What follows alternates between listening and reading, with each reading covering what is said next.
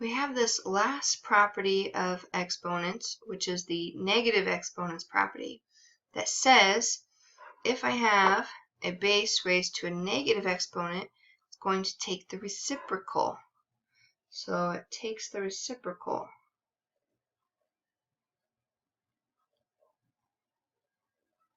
And again, I didn't put in a y section here, but let's talk about the y. So we have these rules that we mentioned previously that says if I had something like this, x squared divided by x to the fifth, well, we could expand that out. 1, 2, 3, 4, 5.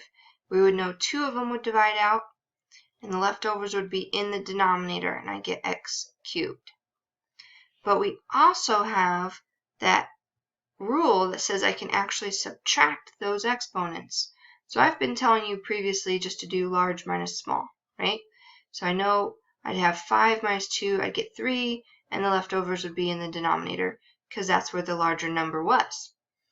But I could just straight subtract 2 minus 5. 2 minus 5 would be negative 3. So 2 minus 5 gives me x to the negative 3. So if this has to be true and that has to be true, then these two things have to be equal. Alright, so that's where this negative rule comes from, is you're just straight subtracting. You end up with a negative number, but those extras should end up in the denominator, so we're going to take the reciprocal to end up in the denominator. Alright, let's go ahead and try some examples. I have h to the negative fourth. That negative exponent does not make it a negative number, it takes the reciprocal. So h over 1 is now 1 over h to the fourth. When I take the reciprocal, it changes from a negative to a positive exponent. Next example, 3 to the negative 2 power. Again, it does not make it a negative number, it takes the reciprocal. So 3 to the negative 2 over 1 becomes 1 over 3 to a positive 2. And if that number is small enough, you might as well evaluate it. 3 squared is 9. Lastly, I have a whole quantity, 2a cubed to the negative 5. All of that's in parentheses, so all of it's going to travel. 1 over 2a cubed now to the positive fifth power. And then I need to go ahead and take the fifth power of everything.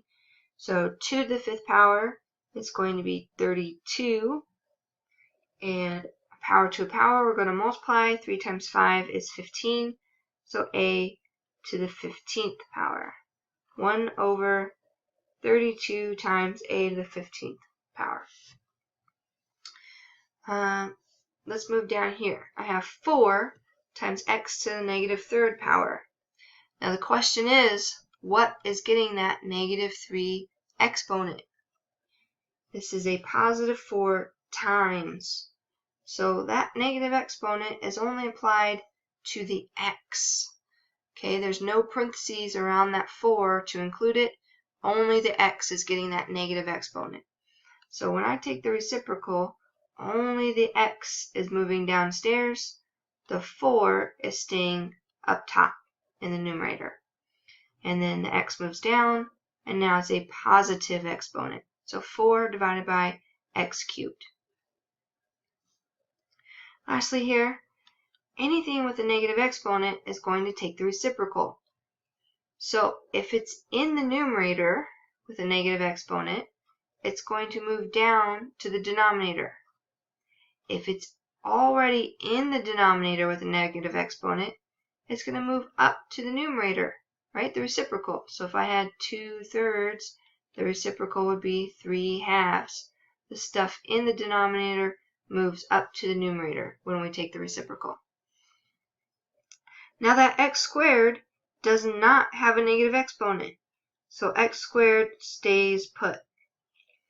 The z to the fifth moved upstairs, and the y to the negative third moved downstairs. Again, when we move it, it changes from a negative exponent to a positive exponent. Go ahead and try the examples on the right.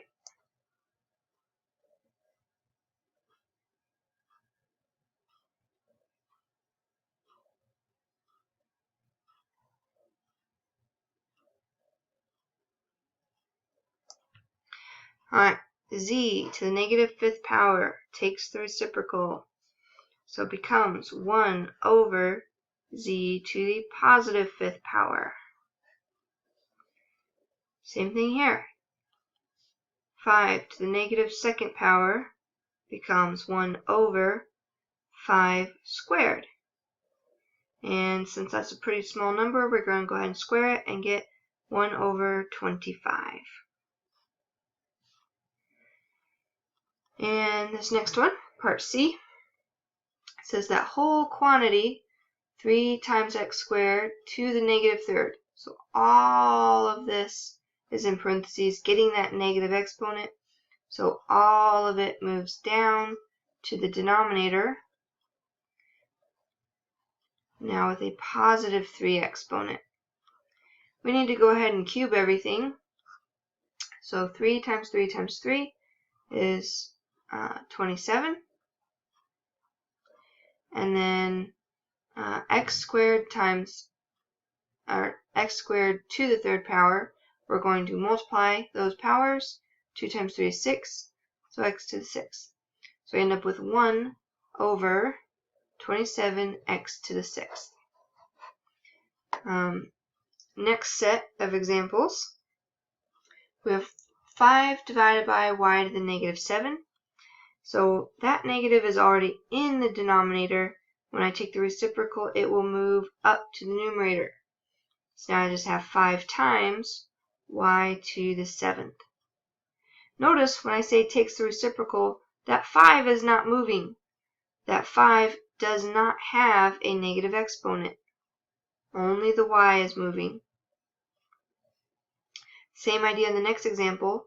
A to the negative 1 is in the numerator. It's going to move down to the denominator when I take the reciprocal. C to the negative 2 is in the denominator. It's going to move up to the numerator. That b to the fourth power is a positive exponent. It does not move. So I have b to the fourth times c squared now over a to the first, which is just a. And this last one here, I have r to the fifth times s to the negative 6. I could put that over 1 since it's a whole as written. And that r to the fifth is positive. It does not move. S to the negative 6th power takes the reciprocal. R to the fifth remains in the numerator. S to the 6th moves downstairs. And that's as far as you can go on that one. Now let's look at some that get a little bit more complex. So same idea, only now once we've gotten rid of our negative exponents, we are still looking to simplify as far as possible. So this first example, I'm going to start by moving anything that has a negative exponent. So y to the negative 5th, I'm going to take the reciprocal, move it down. X to the negative 2 power, I'm going to take the reciprocal. Since it was in the denominator, when I take the reciprocal, it's going to move to the numerator. So let's reevaluate what we have. We have an x cubed that did not move. That was a positive exponent. X to the negative 2 moved up and is now positive. The y in the denominator does not move. And y to the negative 5th moved down, and now it's y to the positive 5th power. We still need to simplify. X cubed times x squared, a base times a base. We add. 3 plus 2 is 5, x to the 5th. In the denominator, y times y to the 5th is y to the 6th power. Now that's as far as we can go.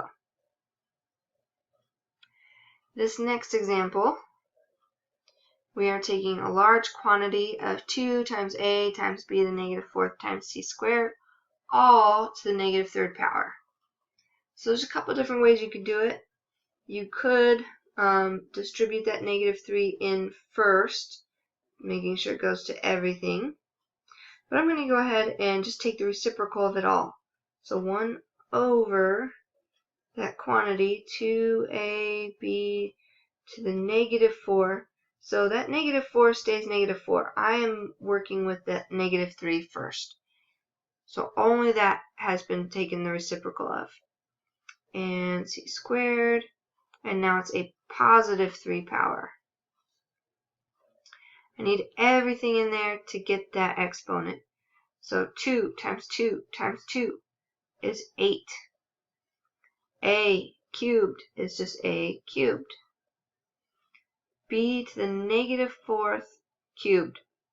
Power to a power, and multiply negative 4 times 3 and get b to the negative 12th. And then c squared cubed, 2 times 3 is c to the 6th. I only want positive exponents in my answer, so I have to move that b to the negative 12. It was in the denominator. I take the reciprocal, it moves up to the numerator. So now we have b to the 12th in the numerator over 8a cubed c to the 6th power. Alright, this last one. When I have a negative exponent around a fraction, remember that negative exponent takes the reciprocal. So everything in there is going to be reciprocated. So to get rid of this negative exponent, everything has to take a reciprocal. So that x to the 5th, y is now in the numerator. X, y cubed is now in the denominator. And the only thing that changed is I got rid of that negative because I took the reciprocal. I still have a 3. I have not used that 3 exponent yet. So now let's use it.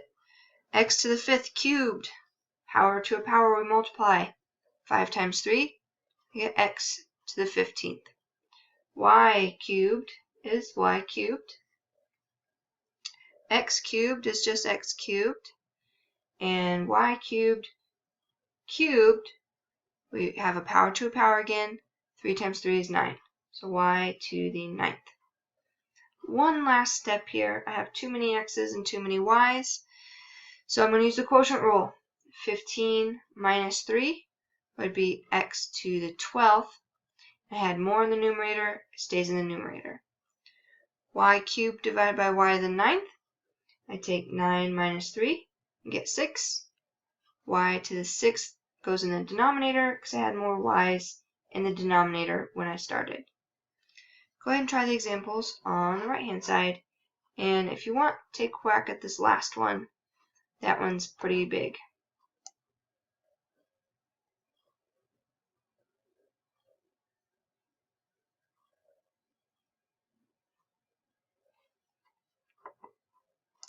Okay, I have this whole quantity, 2 times a to the negative 1 times b cubed, all to the negative 5th power. That negative 5th power has to come first. It takes the reciprocal of that whole quantity. 2a to the negative 1 still. I have not used that negative 1. B cubed, and now it's to the 5th power, positive 5. I have to take everything to the 5th power inside there. So I do 2 times 2 times 2 times 2 times 2. So 2 to the 5th power would be 32 again. And a to the negative 1 to the 5th power, that's a power to a power. Negative 1 times 5 is negative 5. So I have a to the negative 5th. And b cubed to the negative, or to the 5th power. Again, we multiply power times power. 3 times 5 is 15. B to the 15th. I'm not done. I want only positive exponents. So a to the negative 5th, I have to take the reciprocal. And I end up with a to the positive 5 power over 32b to the 15th. Next example. only negative exponents take the reciprocal. If it's positive, it stays put. Negative a cubed goes downstairs. B to the negative 2 goes downstairs. A to the negative 4 moves upstairs, and b cubed stays where it is. So let's move those things. A to the 4th came up, and a cubed went down, b cubed stayed, and b squared moved down. Go ahead and simplify. The a's are being divided, so I use the quotient rule. I subtract the exponents. 4 minus 3 is 1, and I had more in the numerator. The b's are being multiplied. That is the product rule. So 3 plus 2 is 5. B to the 5th. A divided by B to the 5th. Okay, this last one here. I have the quantity 8 p to the negative 2 being multiplied by negative 6 p to the negative 7th. I'm going to start by getting rid of those negative exponents. So these are separated.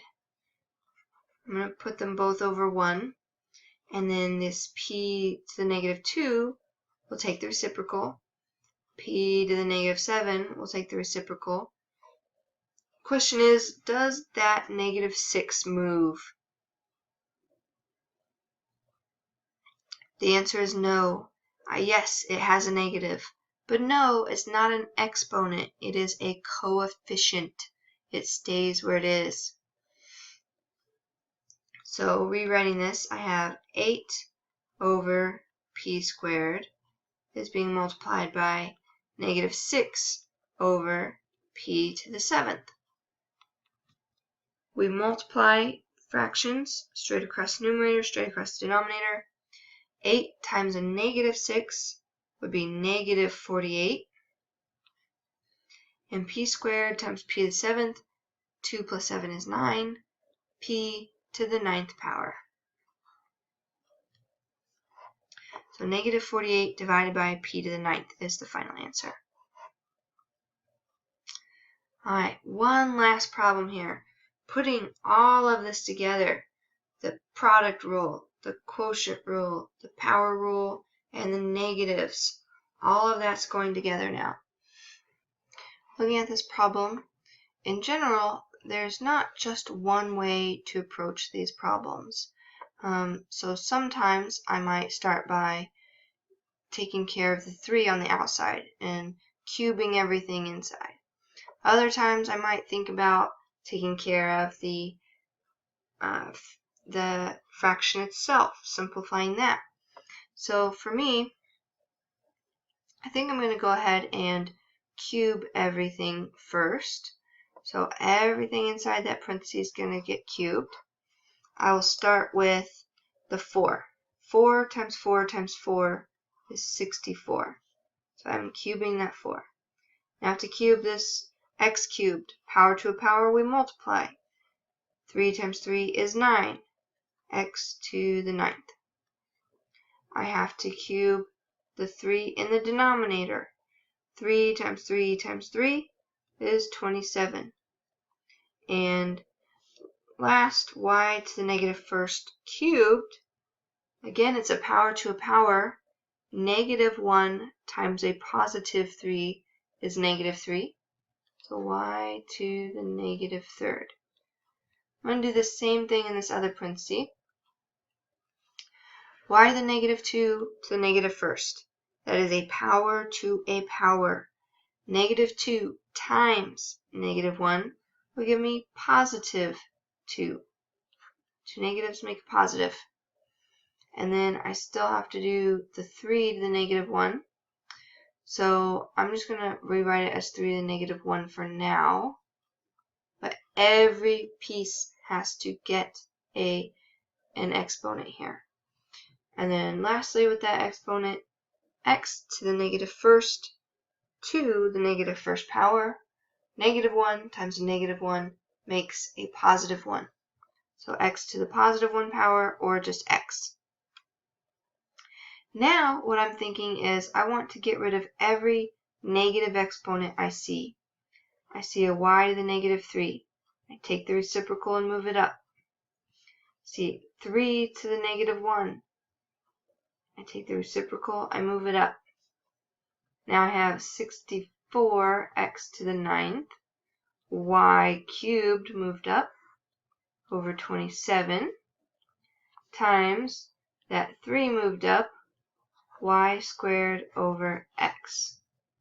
I need to divide out any common factors that I see. So I see a common factor of 3. Divide by 3, I get 1. Divide by 3, I get 9. What else do I see? I see these x's could also divide out. So x to the 9th divided by x. Divide by x, I get 1. Divide by x, I have x to the 8th. Right? Division, the quotient rule. 9 minus 1 would be 8. Let's multiply everything that's left. So in the numerator, I have that 64. I have an x to the 8th. I have a y cubed times y squared. And in the denominator, I have 9 times 1, which is 9. One last thing, let's use the product rule. Y cubed times y squared. I would add the exponents. So 64x to the 8th times y to the 5th all over 9. And that should be as far as I can go. I get the question sometimes, how do I know if I'm done? So with these types of problems, you should only end up with one of each variable. If I have some x squared somewhere and some x cubed somewhere else, then I probably need to go back and look at my work and see if I can simplify anything further, whether it's using the product rule or the quotient rule. But I should be ending up with only one of each variable, and all the exponents should be positive by the end. Another thing you could have done, so that's just one way to solve the problem. That same problem, you could have started with that negative 1 and said a negative exponent of a fraction takes the reciprocal of the whole thing. So if you did it that way, that's not wrong, okay? You could have taken the reciprocal of the whole thing first. I just chose to take powers of powers first, since I'm going to end up with positive exponents when I do that. Versus if I took the reciprocal, that would make this negative 1 and positive 1. But then I'd still have these negative exponents, and I'd end up taking the reciprocal again. Alright, but just know that there's more than one way to approach these types of problems.